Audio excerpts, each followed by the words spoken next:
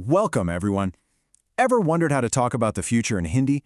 Well, it's not always as simple as it sounds, especially when you want to say you will do something. Why? Because in Hindi, it all changes depending on who you're talking to. And today, we're going to master it. So I've got a question for you right off the bat. How do you say you will go in Hindi? Now, if you're thinking there's just one simple answer, well, you're in for a little surprise. The right answer totally changes based on formality. But don't worry, by the time we're done here, you'll know exactly which one to pick every single time. All right, so here's how we're going to tackle this. First, a quick recap of the 3 U's in Hindi. Then, we'll dive into the future tense for each one. Tu, tum, and aap. After that, we'll do a little practice together, and I'll wrap it all up with a handy toolkit for you. Sound good? Let's jump in. Okay, so before we can even think about talking in the future, we've got to make sure our foundation is solid. See, in Hindi, you isn't just one word. There are actually 3 of them, and each one has a whole different vibe, a different level of formality. This chart really lays it all out. You've got tu, which is super informal. Honestly, as a beginner, you might want to steer clear of this one for a bit. Then there's thum, which is kind of your everyday go-to you for friends, family, and people your own age. And finally, we have aap. This one is so important, it's the formal, respectful version you'll use with elders, strangers, or in any professional situation. Trust me, getting this right is a total game changer. All right, first up is tu. Now, even if you don't end up using it a ton, understanding how it works is going to show you a really cool pattern in Hindi grammar. It's actually pretty simple. To talk about the future, you just take the main part of the verb, the root, and stick a special ending on it. So here's the rule for tu. You grab the verb root, like ja for go, and then you add an ending. Now this is where it gets interesting. If you're talking to a guy, you add eka. But if you're talking to a girl, you add aje. See that? The gender matters. Let's actually see what this looks like. Okay, let's take the verb to work. The root is kar. So if you're talking to David here, a male, you'd say tu kaam karega. You hear that ega at the end? That's our masculine suffix. Now look over at Anna. For her, a female, it changes to tu kaam karegi. It's the same exact meaning, you will work, but that little egi ending makes all the difference. Let's do one more just to make sure it sticks. The verb to go has the root ja. So for Rahul, it becomes tu jayega. And for Seema, you got it, tu jayegi. It's a really consistent pattern once you see it.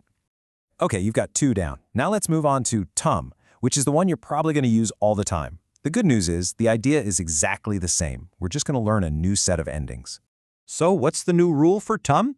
Well, if you're talking to a male, the ending is oj, and for a female, it's ogi. Hear that little difference? Oj, ogi. Let's put it into practice. Awesome. So, if we're talking to David informally, we'd say tum kaam karoge. That oge is our clue that it's tum and it's masculine. For Anna, it flips to tum kaam karogi with that ogi ending. See? Same system, just new endings to remember. Let's try one more with the verb to live. The root is ra. So talking to Rahul, it's tum rahoge, and to Seema, it's tum rahogi. Seriously, once you get the hang of just swapping out these little pieces, you're pretty much set. And that brings us to our last one, aap. This is your secret weapon for showing respect. It's absolutely essential for any kind of formal situation, like talking with your boss, an elder, or really anyone you've just met. And guess what? We're following the exact same pattern here too. For eng, our new endings are eng for masculine and engi for feminine. Listen closely. Eng, engi. There's a little bit of a nasal sound in there, and that's really key to getting the pronunciation just right. Let's check out an example. If you're talking to David in a formal setting, you would say aap kaam karenge. And if you're speaking respectfully to Anna, it becomes aap kaam karengi. It's pretty cool how the grammar itself carries that formal, respectful tone, right? So let's circle all the way back to that first question I asked. How do you say you will go? Well, now you know. If you're speaking formally to Rahul, the answer is aap jayenge. And if you're speaking to Seema, it's aap jayengi. It proves that in Hindi, context is everything. All right, that's enough of me talking. It is now your turn to put this all into action. I'm going to give you a phrase in English, and I want you to try and translate it. I'll give you a few seconds to think about it before I show you the answer. You ready for this? Let's do it. Okay, here's your first challenge. How would you say, you will live, in your talking to a guy? Think about it. Which you is it? What's the ending?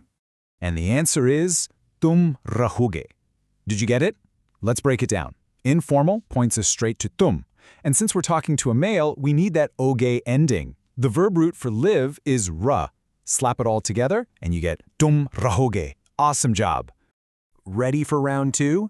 Okay, translate this. You, formal, will go. And this time, you're speaking to a woman. Okay, which pronoun are you going to use? What's the suffix? And the answer is ab jaengi, yes. Formal means it has to be up. And since we're talking to a female, the ending is engi. The root for go is ja, so it becomes jaengi. See? You are totally getting the hang of this. That was fantastic work. We've really covered a lot today, so let's pull it all together into a quick summary. Think of this as your personal toolkit for talking about the future in Hindi.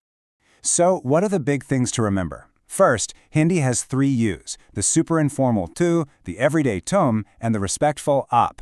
Second, making the future tense is just a formula, verb root plus a special ending.